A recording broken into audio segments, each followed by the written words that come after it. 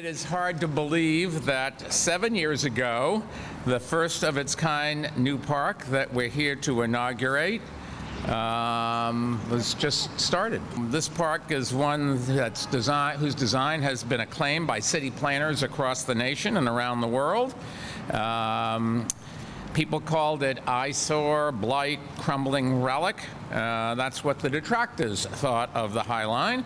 But a whole bunch of people, including the congressman, were thankfully a little more visionary. And a handful of people who looked at the High Line saw not just a derelict vestige of our industrial past, but also an extraordinary gift to our city's future. And today we're about to unwrap that gift, for which we owe a tremendous thanks to the Friends of the High Line, whose vision and hard work put us on track.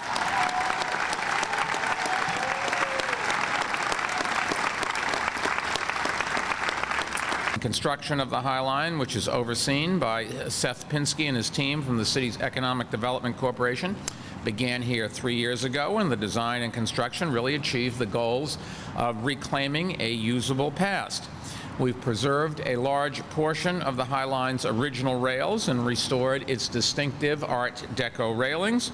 The High Line also will be landscaped with more than 100 species of plants inspired by the wild seeded landscape that grew up naturally after trains stopped operating here in 1980.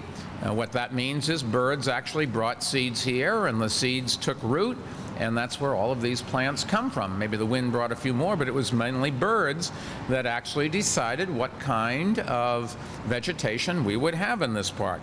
Now, Section 2 of the park, running from 20th to 30th Streets, is under construction and set for completion in the autumn of 2010. Innovative public spaces like the High Line, like Brooklyn Bridge Park, which is emerging on the East River waterfront, and like the West Harlem Piers that we unveiled a week ago, really are adding to what makes New York an exciting place to live and visit. Creating attractive communities through our city is a key part of our 5-borough economic opportunity plan, and that's our strategy for pulling New York out of the national recession as fast as possible and putting our city on the path to recovery. Developing the High Line has created 344 new construction jobs, and that just scratches the surface of the economic benefits the High Line will bring to our city in the years to come. It is a great example of how public-private partnerships continue to revitalize neighborhoods and strengthen our economy.